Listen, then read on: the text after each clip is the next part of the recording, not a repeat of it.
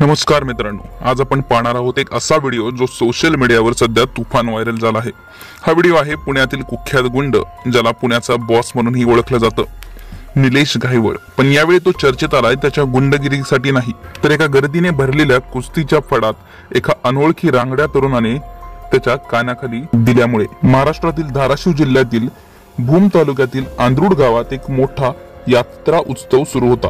संपूर्ण गावात जल्लोष होता, हलगी वाजत होत्या, कुस्तीचा फड रंगात आला होता। संपूर्ण महाराष्ट्रातून आलेले पैलवान एकापेक्षा एक दमदार कुस्त्या लढवत होते। या गर्दीत अचानक एक ओळखीचा चेहरा दिसतो, तो म्हणजे निलेश गायवळ, पुण्याचा कुख्यात गुंड। सोशल मीडियावर जो स्वतःला बॉस ऑफ पुणे म्हणवतो। गायवळ फडात उतरतो, आयोजकही काही न बोलता त्याला एक राऊंड मारू देतात। पण गर्दीमध्ये जोश आहे, हलगी देखील वाजत होती आणि मग एका क्षणात सगळं शांत होतं। गर्दीतून एक तरुण फडाकडे वाट काढत येतो, हातात मोबाईल, अगदी नॉर्मल, कोणालाच संशय येणार नाही असा। तो सरळ गायवळच्या जवळ जातो आणि त्याला कानशिलात लगावतो। आसपासचं वातावरण सुन्न होतं। निलेश गायवळ जो स्वतःला दहशत करणारा समजतो, तो कानाखाली मार खाऊन थबकतो। त्याच्यासोबत असलेले साथीदार लगेच त्या तरुणावर तुटून पडतात। मारहाणीचा प्रकार सुरू होतो, पण तो तरुण अगदी एखाद्या सिनेमातल्या हिरोसारखा धडपडीतून निसटतो आणि गर्दीत गायब होतो। व्हिडिओ सोशल मीडियावर झपाट्याने व्हायरल होतो। प्रश्न उपस्थित होतो, हा तरुण कोण?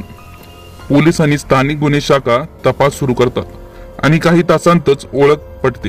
त्याचं नाव आहे सागर मोहोळकर।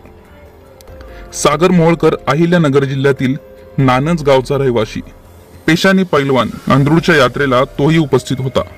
पण आता प्रश्न उठतो, तो तिथे योगायोगाने आला होता की त्याला पूर्वनियोजितपणे आला होता केवळ गायवळला धडा शिकवायला? गायवळ त्याच्या मुलांसोबत होता, तरीही सागरने डेअरिंगबाजी केली का? काय होता राग? पूर्वी काही वाद होता का, की कुठल्या तरी गुन्हेगारी टोळीचा प्लॅन? आजही हे स्पष्ट झालेले नाही। सागर मोहोळकर सध्या फरार आहे। पोलिसांना अजूनही त्याचा ठाव ठिकाणा सापडलेला नाही। ही घटना दाखवते की दहशत असो, गुंड असो किंवा पुण्याचा बॉस असो, कधी ना कधी कोणीतरी येतच जो सगळा रुबाब एका कानाखाली संपवतो।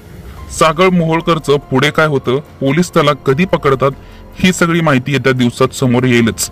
पण एक गोष्ट निश्चित, ही घटना सोशल मीडियावर जितकी चर्चेत आहे तितकीच समाजात नवा विचारही देत आहे। कोणतंही चुकीचं साम्राज्य कायमच नसतं। मित्रांनो, तुम्हाला हा व्हिडिओ कसा वाटला? तुमचं मत काय आहे सागर मोहोळकर बद्दल? तो खरा धाडसी आहे की काहीतरी वेगळाच हेतू होता त्याचा? कमेंट मध्ये नक्की सांगा। पुन्हा भेटूया एका नव्या स्टोरी सोबत।